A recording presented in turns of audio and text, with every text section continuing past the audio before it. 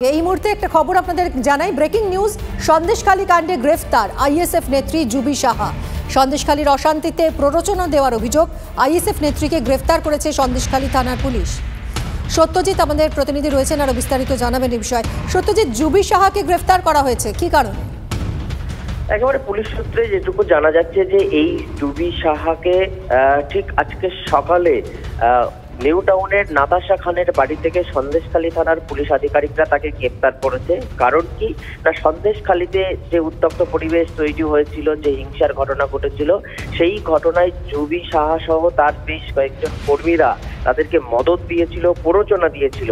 Police সেই অভিযোগের ভিত্তিতে গতকাল রাতেই নাতাশা খানের বাড়িতে অর্থাৎ নিউ টাউনের ফ্ল্যাটে এসেছিলেন এবং যেখানে জুবি সাহা ছিলেন সেখানে তারা দীর্ঘক্ষণ ধরে কথা বলেন এবং সারা রাতেই পহরাতে ছিলেন একরকম। তারপরেই আজকে সকালে একটি অ্যারেস্ট মেমো নাতাশা খানকে দেখায়। তারপর নাতাশা খান সেটা সাইন করার পরেই জুবি সাহাকে সেই বাড়ি থেকে বার করে দেয় এবং তারপরেই সন্দেশখালী থানার পুলিশ আধিকারিকরা তাকে গ্রেপ্তার করে। এখন তাকে নিয়ে সন্দেশখালীতে যাওয়া হচ্ছে এবং এই ঘটনার পিছনে জুবি সাহা কিভাবে যুক্ত ছিল, প্রত্যক্ষ বা পরোক্ষভাবে কেমনভাবে যুক্ত ছিল, তার পূর্ণাঙ্গ তদন্ত শুরু করেছে সন্দেশখালী থানার পুলিশ আধিকারিকরা। সত্যজিৎ, আইএসএফ নেতৃত্বের কোনো প্রতিক্রিয়া পাওয়া গেছে এই বিষয়ে? না, এখনো পর্যন্ত আইএসএফ এর পক্ষ থেকে কোনো প্রতিক্রিয়া পাওয়া যায়নি। তবে যতটুকু জানা যাচ্ছে যে জুবি সাহা, নাতাশা খান, সায়ন সহ বেশ কয়েকজন যুবক আইএসএফ নেতারা তারা শুধুমাত্র সন্দেশখালী নয়, আশেপাশের বেশ কয়েকটি জায়গায় সাধারণ মানুষের কথা নিয়ে তারা সোচ্চার হয়েছিলেন। যেমন জুবি সাহা বেশ কিছুদিন আগে আম্মা সংগঠন নামের একটি সংগঠন, যেখানে মিড ডে মিলের কর্মীদেরকে তাদের বকেয়া বাড়াতে হবে তাই নিয়ে লাগাতার আন্দোলন করেছিলেন এবং তারপরে মুখ্যমন্ত্রী 500 টাকা করে সেই কর্মীদেরকে কিন্তু বাড়িয়েছিলেন। ফলে নানা এরকম অ্যাক্টিভিটির মধ্যেই তারা এই সংগঠনটা থাকে। ফলে সন্দেশখালীর ক্ষেত্রে এই জুবি সাহা কতটা গুরুত্বপূর্ণ ভূমিকা পালন করেছিল তা নিয়ে কিন্তু প্রশ্ন আছে এবং সন্দেশখালী থানার পুলিশ আধিকারিকরা পূর্ণাঙ্গ তদন্ত শুরু করেছে ইতিমধ্যে। ধন্যবাদ সত্যজিৎ।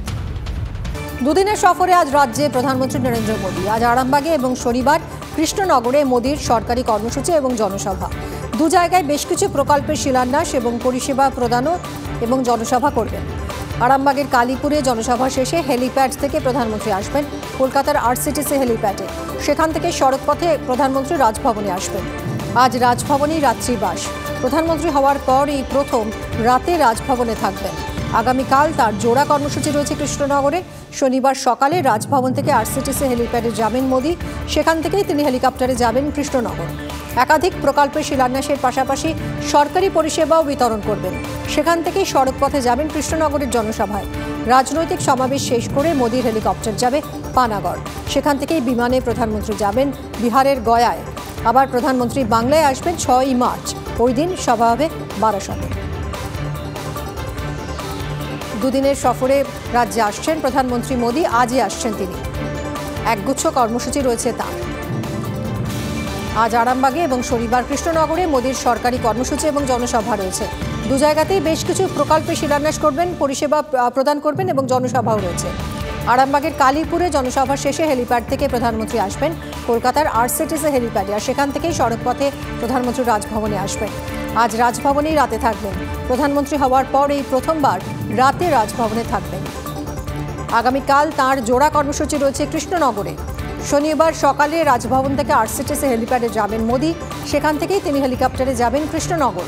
একাধিক প্রকল্পে শিলান্যাসের পাশাপাশি সরকারি পরিষেবাও বিতরণ করবেন। সেখান থেকেই সড়কপথে যাবেন কৃষ্ণনগরের জনসভায়। রাজনৈতিক সমাবেশ শেষ করে মোদীর হেলিকপ্টার যাবে পানাগড়। সেখান থেকে বিমানে প্রধানমন্ত্রী যাবেন বিহারের গয়ায়। জনগণের স্বার্থে মাননীয় প্রধানমন্ত্রী সমস্ত কিছু করতে প্রস্তুত, আপনারা দেখছেন। এবং মাননীয় প্রধানমন্ত্রীর নেতৃত্বে দেশ যেভাবে এগিয়ে যাচ্ছে, যে প্রজেকশন এসছে জিডিপি থেকে শুরু করে সব দিকে, আগামী দিনে ভারতবর্ষ উন্নত ভারতবর্ষে, বিকশিত ভারতবর্ষে রূপান্তরিত হবে। মাননীয় প্রধানমন্ত্রী কালকে এই মঞ্চ থেকে বিকশিত ভারতের বার্তা দিতেই আসছেন।